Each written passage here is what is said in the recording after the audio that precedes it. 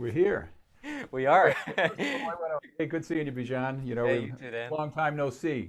It's been a while. Yeah, At I least we're know. in person. Yeah, I know. Hey, listen, we want to welcome everyone here for a very, very special show. You might be a little bit familiar. I'm going to introduce myself, and I'm Dan Delaney. I'm originally from Boston, and I was pretty active back in back in the day in the early '80s, and then I moved up to New Hampshire after having a big long stay in Boston. I went to New Hampshire for about 11 years, and then I ended up out in Arizona where I am now. And but you'll probably see a lot of my history because of from a lot of my Boston people I had a lot of chance to play with. But I met Bijan Taghavi out here, and I was featuring prodigies in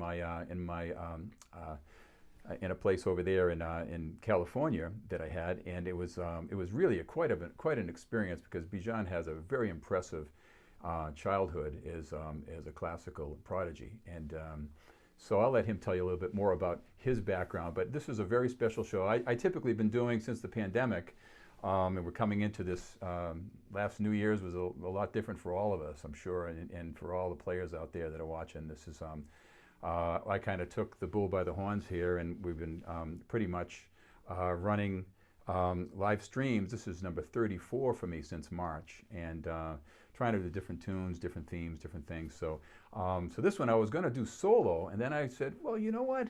I've been talking to Bijan a lot lately because we're going over this whole streaming thing with our technology and stuff. So, and he's a dear friend, and I said let's collaborate here and have some fun. Bring in the new year so we can at least feel like we're playing with some other players. Now, due to the streaming situation where there's a little bit of a lag between Michigan and Arizona, we're obviously not going to be able to play together. So we're going to take turns playing, and but I'm going to let Bijan say a few words about what his background is, and I'm going to play a tune for you, and then we'll take turns playing some tunes and talk music. Okay, so Yeah. Yeah, thanks so much, Dan, and thanks for thinking of this idea. It's a pleasure to be here with you and to be streaming for everybody. Hopefully trying to bring some enjoyment to people's New Year's Eve, especially during this time where it's so odd. Everybody's probably cooped up in their houses, so I hope this can provide some kind of entertainment for people on New Year's Eve. But I'll keep my introductions a little brief because I want to get to some playing and, of course, hear Dan more than anything. I'm an audience just as much as everybody else, but I want to hear him.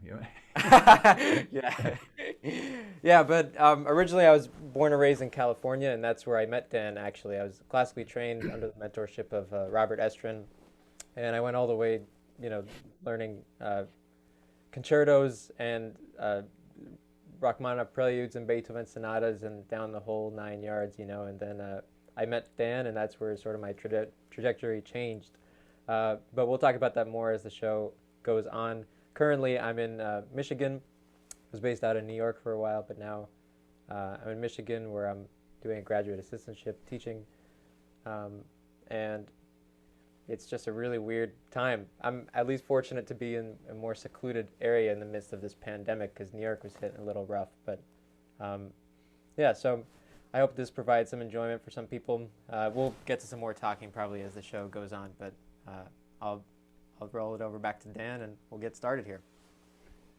Okay, this goes back to all us players will understand that I think I've changed what I wanted to play probably 10 times. I think Bijan probably did it 11.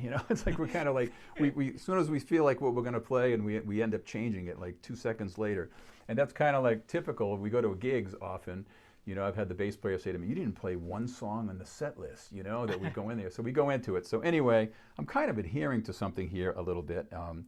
So I'm going to start off with some Duke Ellington, and this is it's an old tune written in 1938 called "Prelude to a Kiss."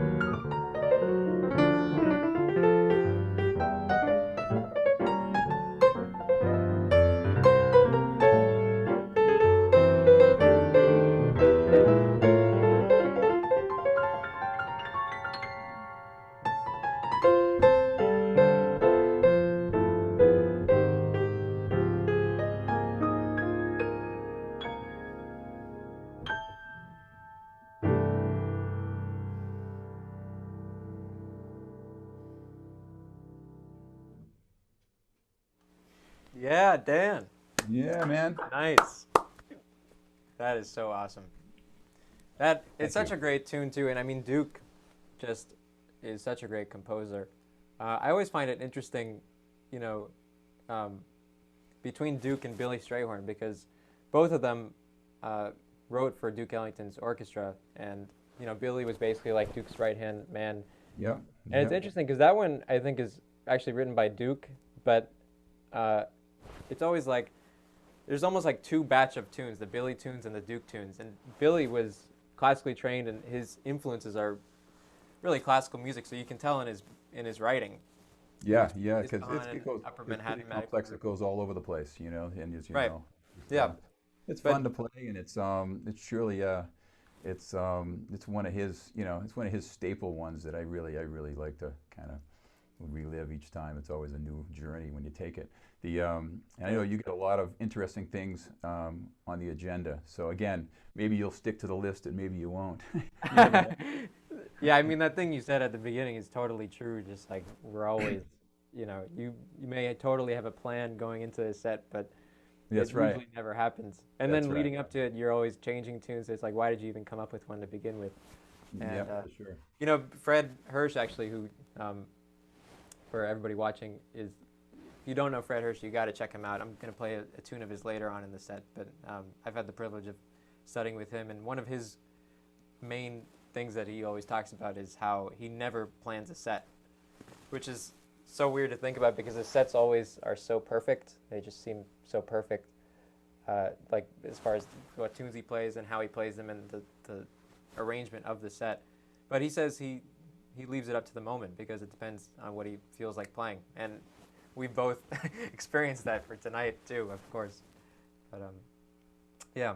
So I'm gonna get going here with a composition by Dizzy Gillespie. This is entitled Con Alma. And an interesting thing about this tune is that it's actually when Dizzy wrote it, um, he wrote it, it was his contrafact of another really famous jazz standard. And I bet you, for all you jazz musicians out there, you might not know which tune of his, or what tune this is the contrafact of. But try to take some guesses in the comment section below, and then I'll spill the beans afterwards. But this is Dizzy Gillespie's Con Alma.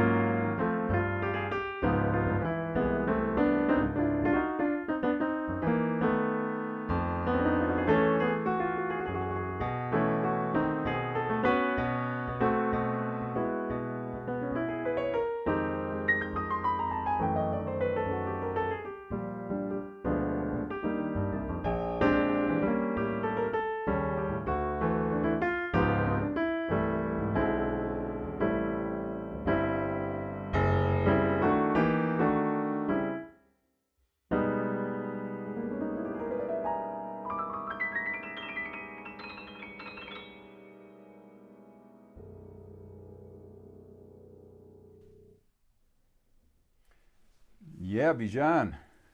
Yeah. Thanks, Yeah, Dan. man. Very nice, man. And again, it's for those players out there, you know, this is a very difficult tune to play, and he just does wonderful things with it. You know, I can tell you a little bit about because we got a lot of playing planned for you, but I do want to get kind of the logistics of how we met. You know, Bijan is a very like I say, he was a featured artist I was rotating Prodigy players in a show in a series, and it was really a lot of fun for me. You know, it was really a way to kind of give them opportunities and have them be heard. And but Bijan has this interesting kind of gift that, and a lot of players will attest to this.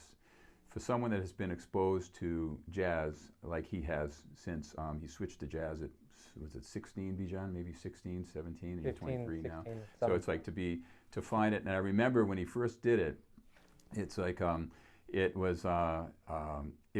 just blew me away. Within the first year, like a few months after he made the switch, he was showing me this whole Kenny Barron solo he did from memory, orally. He transcribed it. So it's like these are the kind of gifts that he has, and I really want to I'm gonna enjoy following his career for the rest of his life, because he's got a brilliant future. And I told his mom in a thing, I said the oyster is his, to take from. The world is his oyster, and it's really so true, because he's got such a immense future. And even in light of the pandemic and everything, when things are freed up again, he's going to be heard. And to do this much in his career in such a short time, it's remarkable. So I'm hopefully after the pandemic, I'll be able to be heard on a real piano too. Yeah. Well, I'm jealous of you over there. Yeah. With that, what do you have again? What kind of you got it? Do you have a concert grand, or it's like a 7-foot?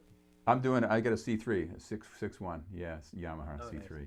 Nice. And I was using the Ravenscroft, so people have heard I was doing a lot of things on the Ravenscroft, and that was really fun. I was using my Kurzweil as a controller, and so that gave me that whole thing. And you're using a Piano Tech or something? You have Piano Tech, yeah. It says Piano Tech.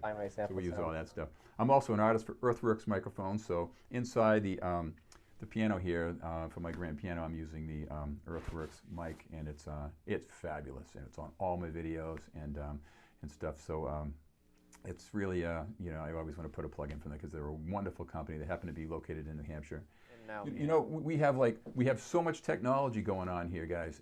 It's unbelievable, because we're actually on Zoom, but we're actually pushing it out to Facebook, and then we're recording it so we can put it up to YouTube.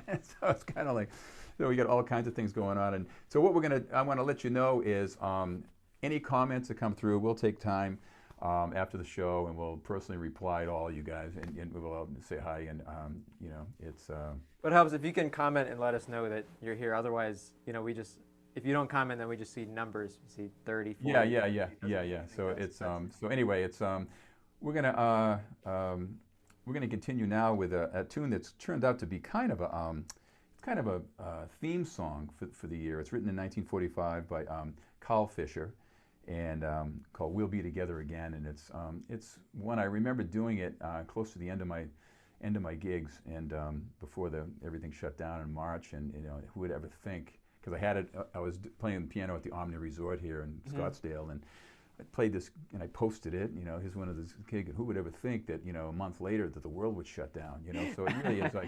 So it's turned out to be kind of a. It's pretty wild, what we're in right now. So we try to capture this music and find new meaning in it. And just one thing I never said what.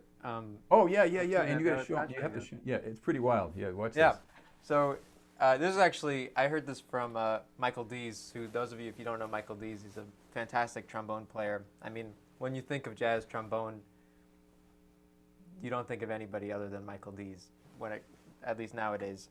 But he teaches here at Michigan State, and he's here, and I've hung with him a couple times, and one time we were playing this tune, and after we finished it, he told me that this was a contrafact, that Dizzy, when he wrote Con Alma, it was a contrafact to him of another tune, and it turns out the tune that it's a contrafact of is All the Things You Are, which you would never think, because usually a contrafact is you keep the same chord changes, but you change the melody. But this, it was the other way around, is he had the melody in mind. Usually All Things You Are. but he took that same melody, he kept the melody the same, but changed the chords under it.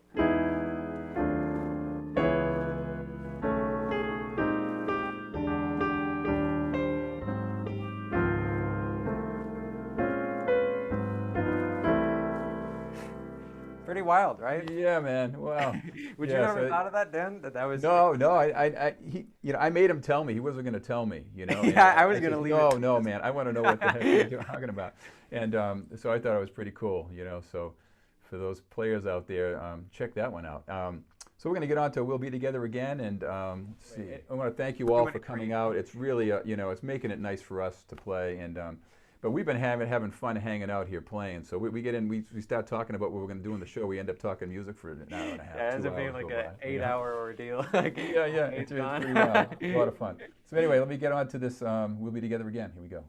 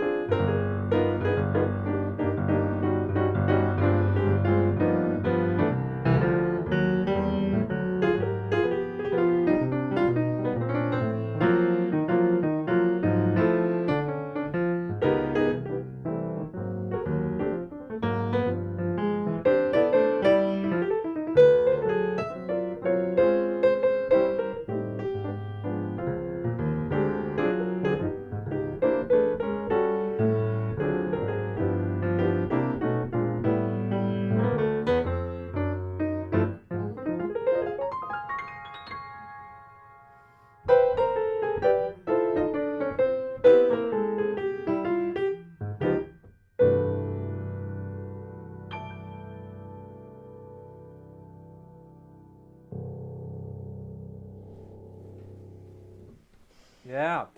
Yeah, Sing man. it, Dan. We'll be together again. Swinging, Dan. It sounds great. Oh, thanks, man. Thanks. Yeah, it's always a fun one to play, and you do different things with different stuff, and you play solo. You know, a lot of solo piano playing was a big part of what I've done. You know, and we and Bijan were talking about this, about how by playing a lot of solo piano playing, when you go to work in a trio, you know, you learn how to really control the dynamics around on the piano. You know, in a lot of ways that are very advantageous for being a good trio player. So you'll probably see a lot of my trio stuff online with, and on my YouTube channel. But and I know Bijan has done a lot of trio work too. And this is kind of like the training ground where you can really get all your vocabulary and get all your stuff together, and you really get, you know, you learn how to really build a driving piano and shout choruses and all kinds of cool things when you get with a trio. Yeah, because the piano is basically like some call it an orchestra, some call it a big band. But it's the biggest band there is, you know, and you can do it all at once. That's right, man. That's right. When you play with a trio, it's like, rather, solo is like you have to do the brass, the saxes, and the rhythm section, and the drums, and everything. But when you play trio, it's like, okay, now you're only the saxes, or sometimes you're only the brass. Yeah. So that's why, you know, you have to, if you get the solo thing down, then the trio is a piece of cake. It's fun.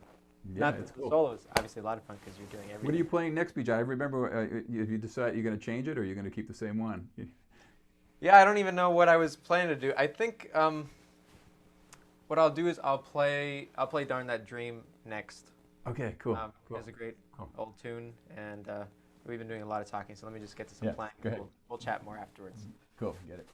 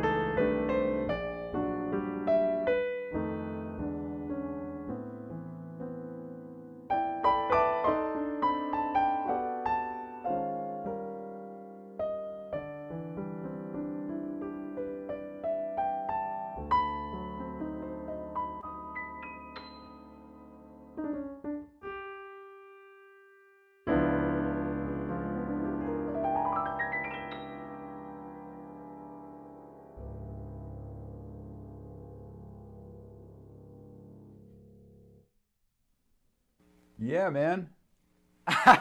You got a scarf on. Well, I had to do this when you weren't watching, so everyone that might know Bijan, he has this symbol. And for some reason, it's like, I, I wear this when I'm freezing out. But Bijan will wear this, this is his symbol. So, I'm going to leave this for him. I can match your color too. Well, go look at this. That's the uniform over here now. I got my cashmere thing going on. It worked good in New Hampshire, and actually cool. It's actually pretty cold here now. So yeah, what color is that? I mean, it's like black with brown inside. Yeah, it's pretty cool. Nice. But anyway, I'm going to leave this to you. But anyway, we want to take a moment here to tell you a little bit about our teaching. It's something that and who would ever have thought that we would be doing all lessons now and instruction virtually, even at the university levels, and it's worldwide, and as Bijan knows, I developed one of the first video teaching programs in the world, back in 1989. And I remember doing it. I was in Brockton, Mass, south of Boston, and I had these big SVHS cameras. And some of my students, they still have followed me all these years. We're talking, 35 years ago. So 89, 90. Yeah, it's like over 30 years ago. I can't even do the math, but it's like, yeah. But it was like, and this is before cell phones, it was actually before even computers really were just starting to. I was going to ask you that, by the way. So this is like pre-internet. It was wild. And you know what? Let me share the screen. I'm going to show you. I got some pictures here. So I'm in. There we go. Okay, so this right here is when I moved up to New Hampshire. I was video piano man, teaches piano from home, and I had this giant apparatus that went with my 7-foot piano. And it got a lot of attention. I was working from my house up there. Here's the Brockton Sunday Enterprise. There's all the cameras over my overhead, and with the microphone and the mixers, and I had all videotapes, all VHS from my library. And here I am here with my long hair and stash. Man, I was like your age, Bijan. Wow. Maybe around there. So it's no, actually I was a little older. I was probably 20. It's hard to say. 1991. What's the difference? You were young. Yeah. You were young. I was definitely a younger version than I am now. And then and here's Video Maker magazine. Play It Again, Dan. They did a nice story on me because they, I was one of the first to surge this out here. Is the Boston Herald, and again with the giant Super VHS cameras. And here's me and Bijan back in after it was a really it was a good beach day, I guess. Oh wow! Yeah. I was telling Dan earlier, it's like we're bathed in oil or something. Yeah, we did the concerts out there, and it was really fun. It was cool, and he was one of the featured prodigies that night. And here we are, another event, Oh wow, and that is check like, that out, man. when is that? Look at that hair of mine too. I was What just is gonna going say, on? you get that hair thing going on. You have a scarf. Is there a scarf going on? Maybe, No, maybe. no, I didn't get hip to the scarf until I went to New Yeah. York. Then I realized. Then you know what happened actually is, you start to wear scarves just because, not to turn this into a scarf conversation, but I started to wear it because, it gets cold, so you have to wear it. And then, summer came, but then once I would take it off, like my neck started having a temperature of its own. Like once you get the neck comfortable with that, that extra layer of heat, you don't want to let it go. So even Yeah, during man. the summers, I got the summer scarf vibe down. Well, you know what? And the thing is, so we both do teaching by correspondence, and and I'd like to extend a welcome to anyone that's out there that would be. I have a lot of my students, I'm sure, that are visiting tonight. I know I haven't seen the log of what's coming in right now, but anyway, I want to let anyone know they can reach me, Dan@pianoinstruction.com, if you want to, or through me, message me through Facebook, and I'll be happy to do a free, one-on-one Zoom with you, and we can talk about assess your, your situation, beginning level up to pro level players, and I could tell you how I can help you and how my program works. And I know Bijan does the same kind of thing with his, he's doing the virtual great instruction as well. So it's Yeah, so so again, let me just yeah. say a note on that, just, because when this pandemic started,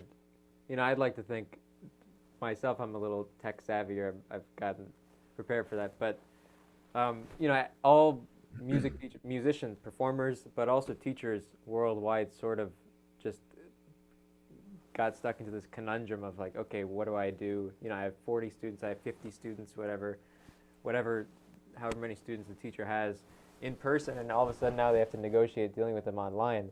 Well, this is sort of tailor-made for Dan, because regardless, pandemic or not, Dan's system, your system, is all online.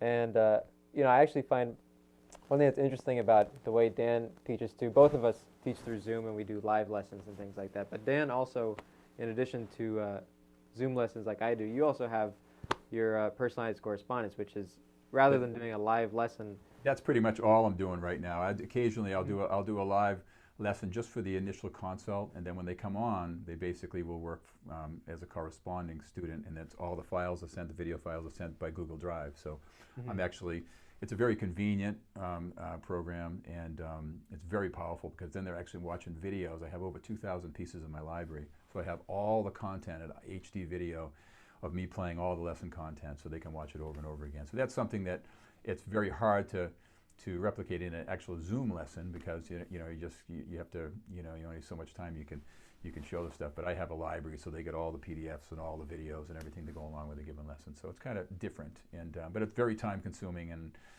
I'm glad I have it behind me a little bit right now, and I'm still always building, because the students don't leave. They come in and they hang out for a long time.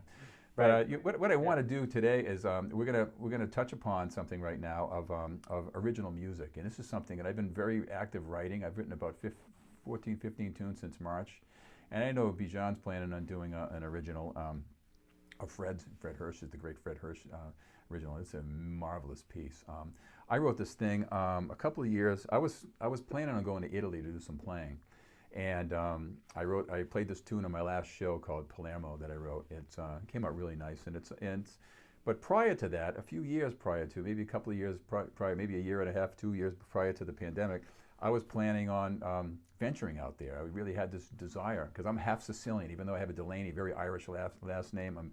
My mom's watching. We are Sicilian, It's like so. Anyway, I have this yearning, wanting to go out there and check it out and do some playing, and I made some contacts out there. So I had it all set up to go, and then the pandemic hit. So I made some contacts, and I was, decided where I'm going to stay and how long I was going to be. So anyway, this next piece of music I wrote is called Italia Lullaby, and I wrote it just before the pandemic, but it's still it's touching home now with me a little bit, because this pandemic's not affecting just us here in the U.S.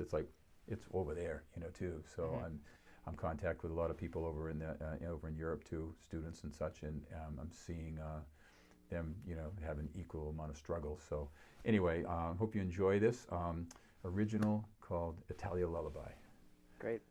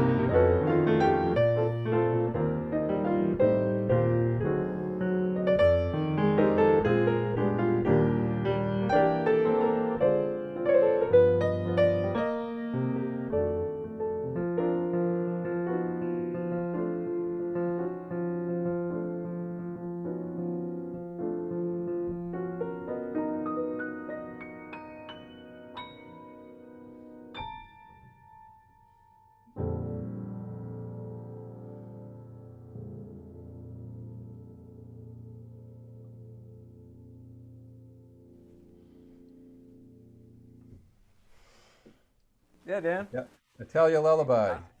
Beautiful. Yeah, it's like, you know, and I play these things, and I really enjoy having the opportunity to play this with trio stuff too. So eventually, that's what we're hoping to have happening here, as I'm hoping to eventually have the jazz trios coming from the house, and that's going to be another fun spin-off of things. So stay tuned for that.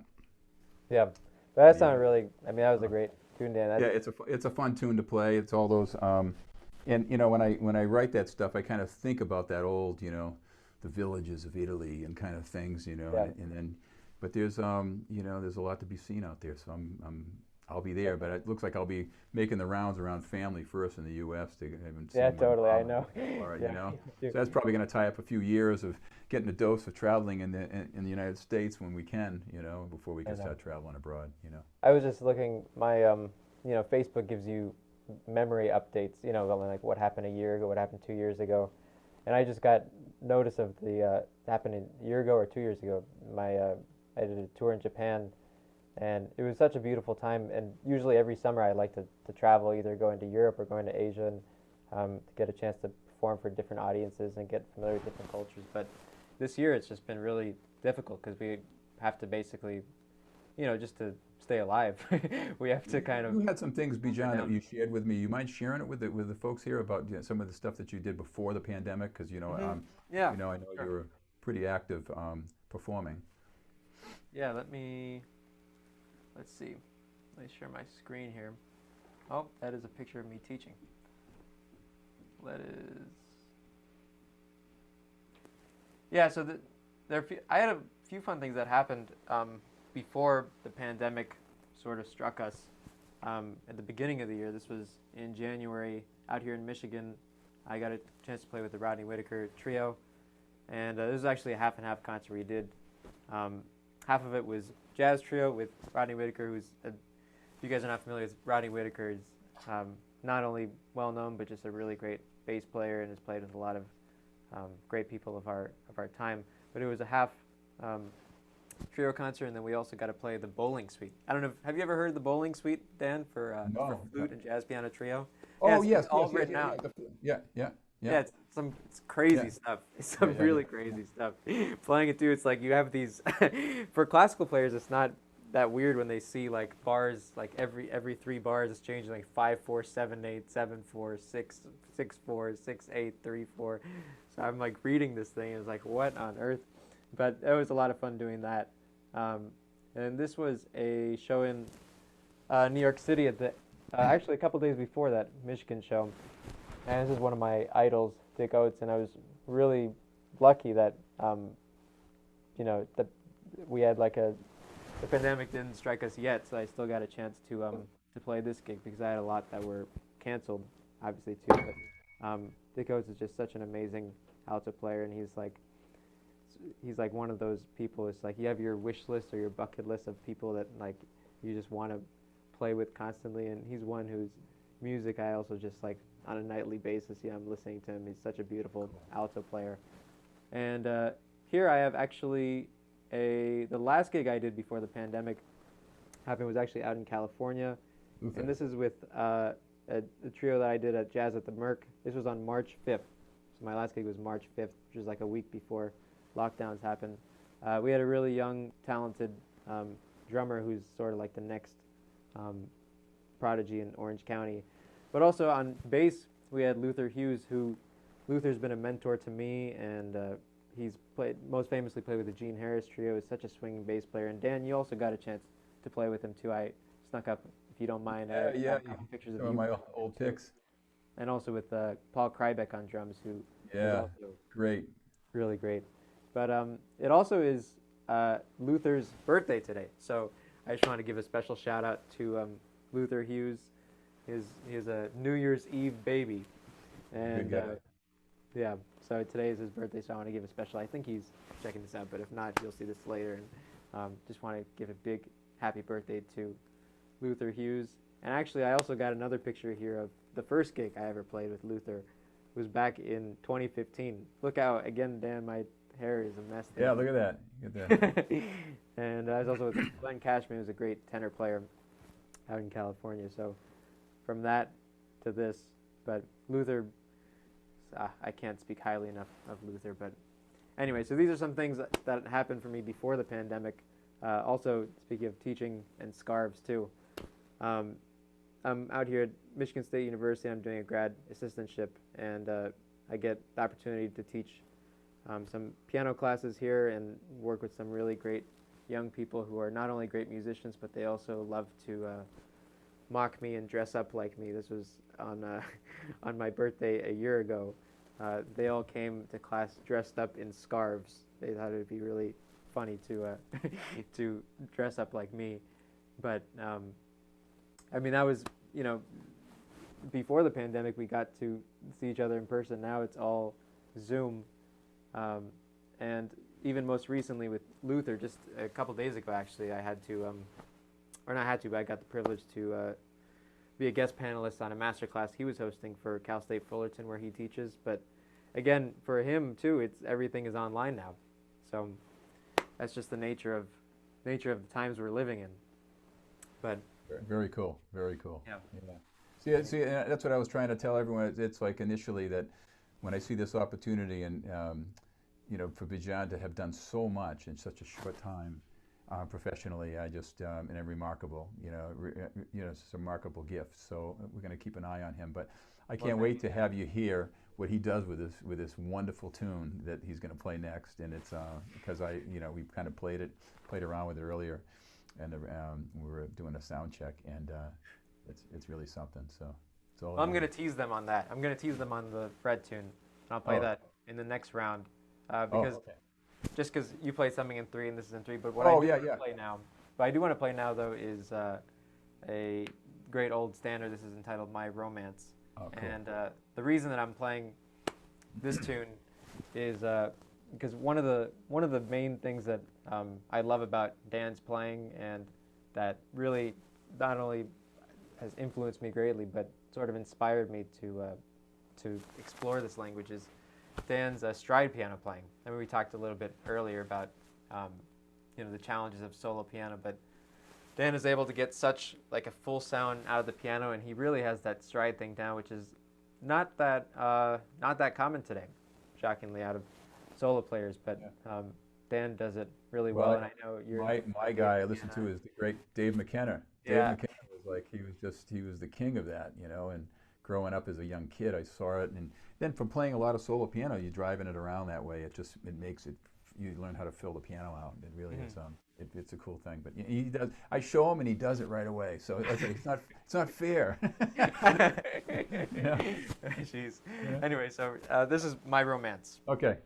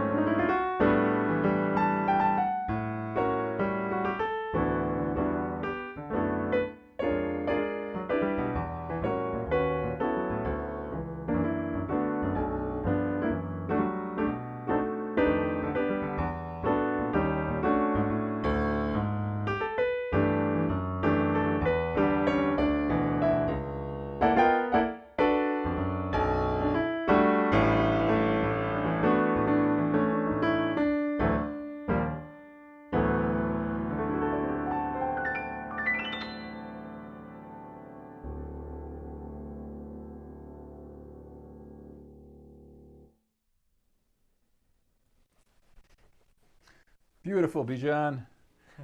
Thanks, Dan. Yeah, man, really nice, really nice. You know, and again, for all you Welcome from people you. watching in, you know, with the and you know, Bijan's playing the electric piano, and it's something that, you know, it's with technology. You know, you see, even saw my 3 of my live streams over the summer. I was using that Ravenscroft thing, and it's, you know, it works, and it's really quite, you know, quite inspiring. You know, but it's something that. You know, in light of the pandemic, you know, Bijan's stuck in his place there. He can't even get into the university kind of thing to even have pianos accessible. It's just really a different time. So, it's and it It is sounds really great. nuts. It really sounds great. So it's something that I know everyone can relate to this now, and especially with the technology where it is. The also wanted to make a brief note here. We've had some people that have if you're so inclined to want to donate to this. Cause here. I have ways in the Oh, yes. description. I almost forgot. Again, it's greatly appreciated, and and this is something that's been very special way for me and Bijan to hang out, and we're friends, and we share the same music language, even though there's like 40 years between us. You know, it's frightening to see where this kid's going to be when he's my age. It's like, you know, but the thing is, it's really fun, and we've even talked about. Because what has transpired through doing this, not only are we talking about our switches and our angles and the lights and the backdrops and stuff and the camera angles and all the stuff that goes along with streaming and frame rates and all the stuff to be able to pull this off. We go into this to talk about technology. We end up talking about music, and it's really fascinating for me to share my skills on harmony, improvisation, and time and things. And Bijan has his own philosophies on it. So we'd like to, we're going to plan on something together where we're going to do some workshops, and it would be really fun. I think, you know, because I was fascinated. Next thing you know, we're talking for an hour and a half, talking about voicing techniques and improv and harmony and all kinds of things related to playing. And even for a beginning player to look in, they can kind of get a bird's eye view of what's happening at the higher levels of playing, you know. And so anyway, that's coming. This is next tune that I'm going to play is an old tune that I learned with, I think I played it with the great Dick Johnson back in Boston. And I first learned it from Dave McKenna. I didn't learn it, I actually heard Dave play it. And it's an old tune, and it's written in 1938. Earl Father Hines recorded it. And he got actually accolades by Lenny Tristano, and what I was reading about it, and Delaney Tristano and Errol Garner were talking about Earl Father Hines could really swing, man, back in, you know, and this is written in 1938, and it's an old tune called Rosetta. And this is again, these are old tunes that a lot of players, you know, aren't really learning. You know, they really don't have it as part of their songbook or their gig book. You know, and it's something that I kind of dig deep, and not just because of my age, it's because I'm trying to keep the art form really honest and true, and really going back into that kind of you know, the earliest stages of you know, this kind of playing. So it's really hope you enjoy it. And I even tell my students, learn these old tunes, because then you're carrying on this kind of vibe instead of trying to sound always different and try to change the music. You know, it's like, stay true to it. You know, it's kind of cool. And so anyway, Rosetta, here we go.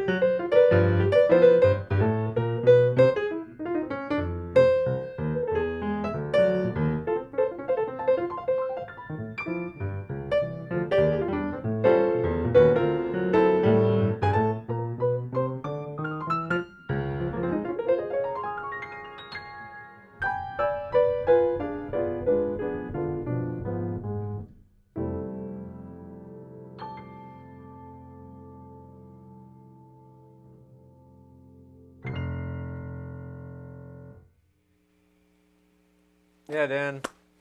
Yeah. Killing, swinging. You know, it was cool. It made me feel good. I said, Bijan, you know this tune? He goes, no. I was like, oh, cool. Kind of cool.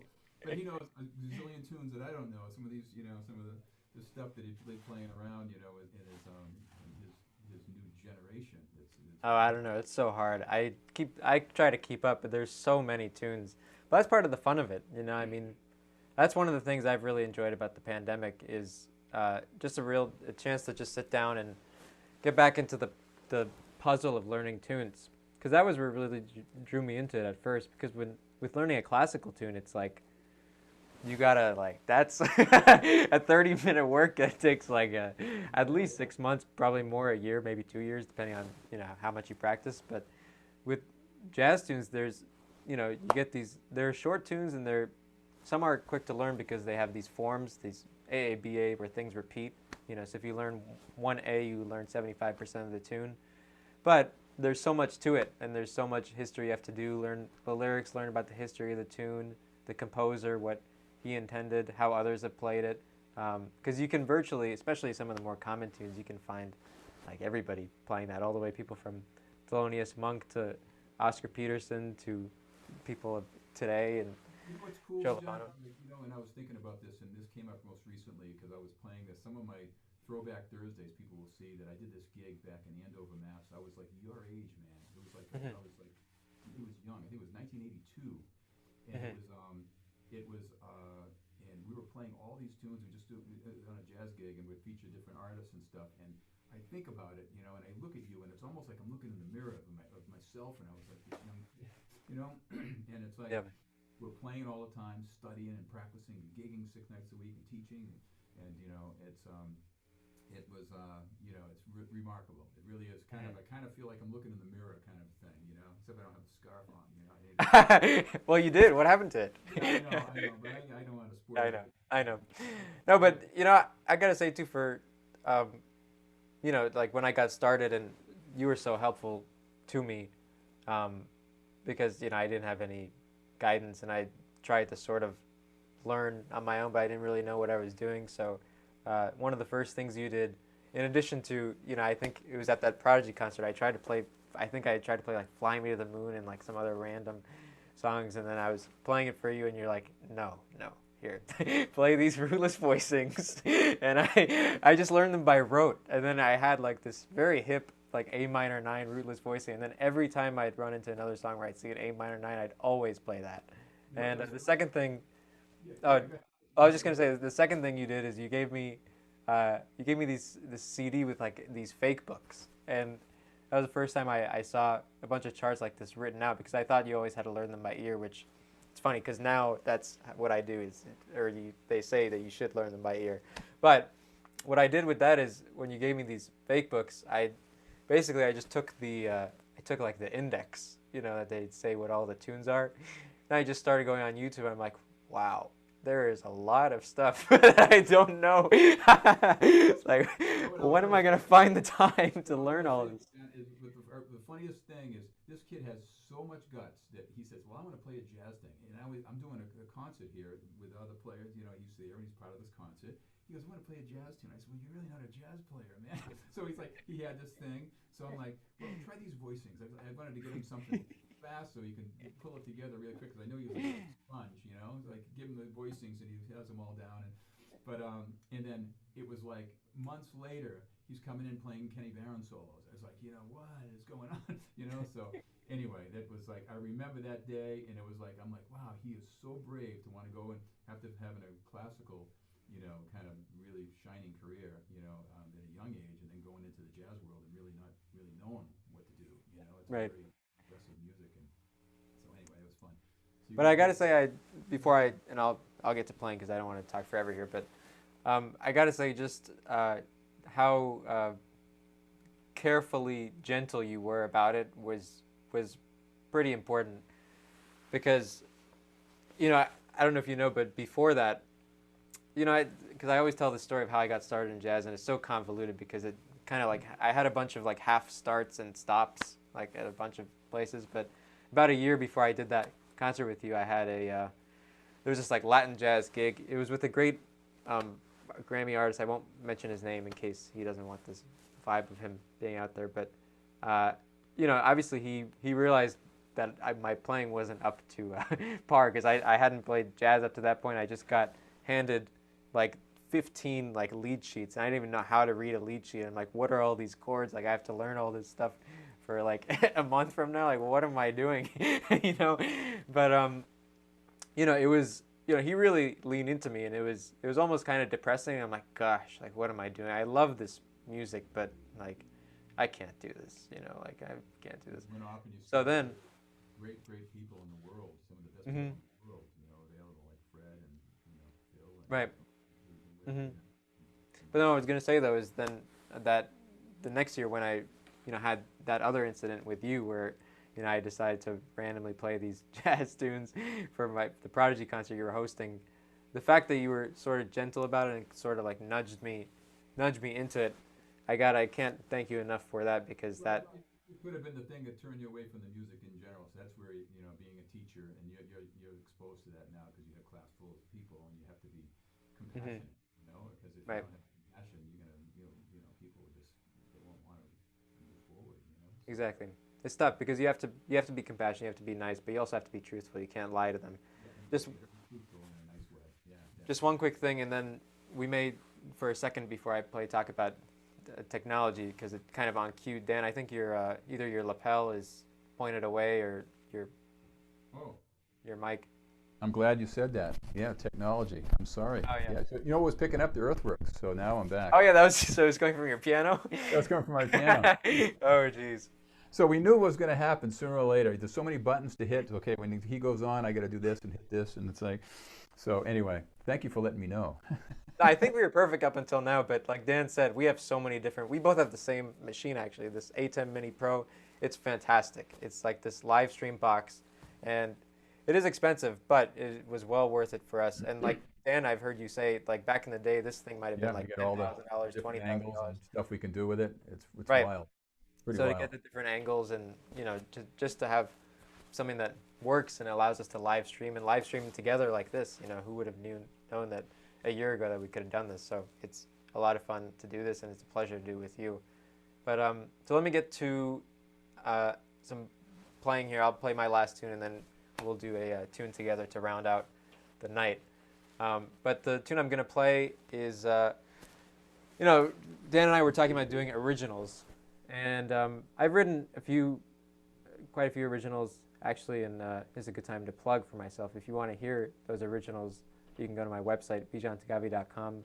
There you go. I want to say /compositions, but if you just go to the site and find it, it'd be much better off. But and it's writing is a really fun part of jazz because that's when we improvise, we basically spontaneously compose. So when you compose, you get to sit down and write it. And I've got a chance to write for studio orchestra and big band and all different sizes of jazz ensembles and solo piano and duos and things like that. So writing is really fun. But actually, the tune that I'm about to play of Fred Hirsch's is it's kind of fitting that I'm playing a tune by him because I mentioned earlier how he's a great pianist and composer, and I've had the privilege of studying with him. But he would always, he always tells me, I don't know if he wants, well actually he says this in interviews, so I'm sure he's fine with me saying this, but he always tells his students, including myself, but he thinks that it's crazy that all these young people are writing tunes nowadays. And he always tells a story about how he's a great composer, and he never wrote his first tune until he was like 30 or something. But he says this because, you know, there's so many great tunes out there, so like, what business do you have writing your own tune? Like, why does anybody want to hear my tune when there's Wayne Shorter's compositions out there and Billy Strayhorn's and Duke Ellington's and Cole Porter's, and, you know, go learn those first. Then maybe once you've, you know, had some time with that, come back and write your own stuff with the knowledge of that. But this is a tune of his. This is entitled Whirl. And you got to hear him play it because he really does. I can't do justice to it. He really plays the, if I could curse, I would curse. He really plays the beep out of it. But but anyway, I'll do my best here. But this is a composition by Fred Hirsch. It's entitled Whirl.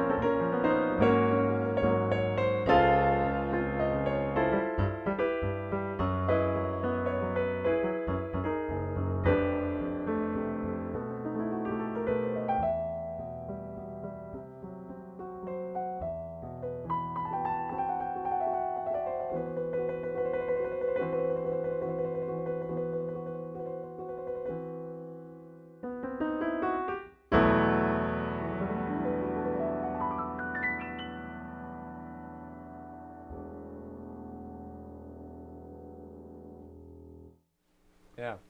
Bijan, man, what a beautiful piece of music. Oh my It God. really is something. It's such It a, really is something. Yeah, it's wild. but its You beauty know? makes it hard to play though. It's it's a Yeah, it's a very difficult thing to play, and I'm sure Fred would be very, very impressed what you did with his beautiful composition. It's great, and yeah. again, you're doing it all on electric piano too, and you're not even on a real, a big piano like he recorded it on. Right. Yeah, I But, mean, even noticing like while I was doing it, I mean, us as pianists we know this, but maybe the average Joe Blow may not know that. Like a real piano has like 100 moving parts when you hit a key, right? So as a result, you have a wide range of like sensitivity dynamics, but also like because the keys are so long too.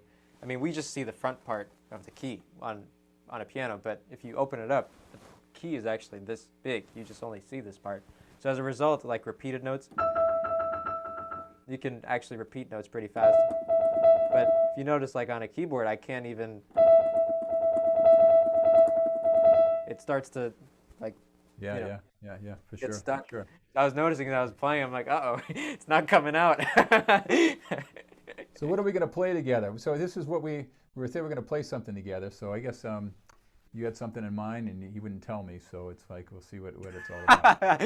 Yeah, well, one of the first tunes that I heard Dan play that really got me inspired to start playing jazz is this tune, "Taking a Chance on Love."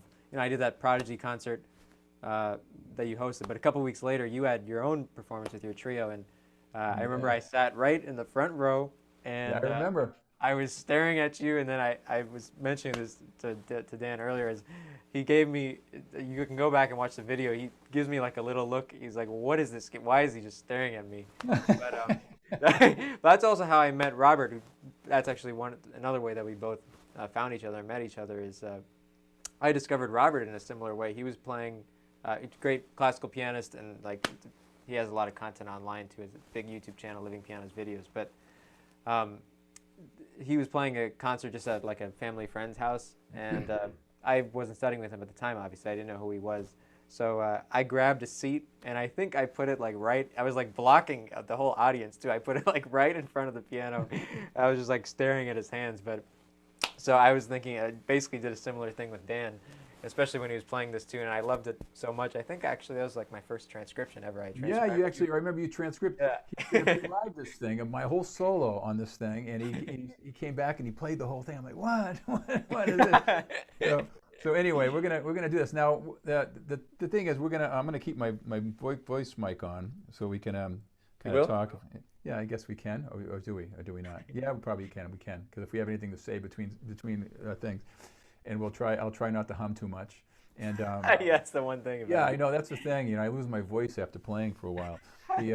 But we're gonna go to. We can't play together, so we're gonna take turns on this thing a little bit, and we're gonna see how it works. All right. Why don't I take the first one? Yeah. Okay, cool. Sounds cool, man. All right, we could do our headshot in here. Yeah, let's do this. We're learning all this technology stuff, so now I get my little head up here. Right. Should I cover my? I can really get wild here and do it like this and really freak everyone.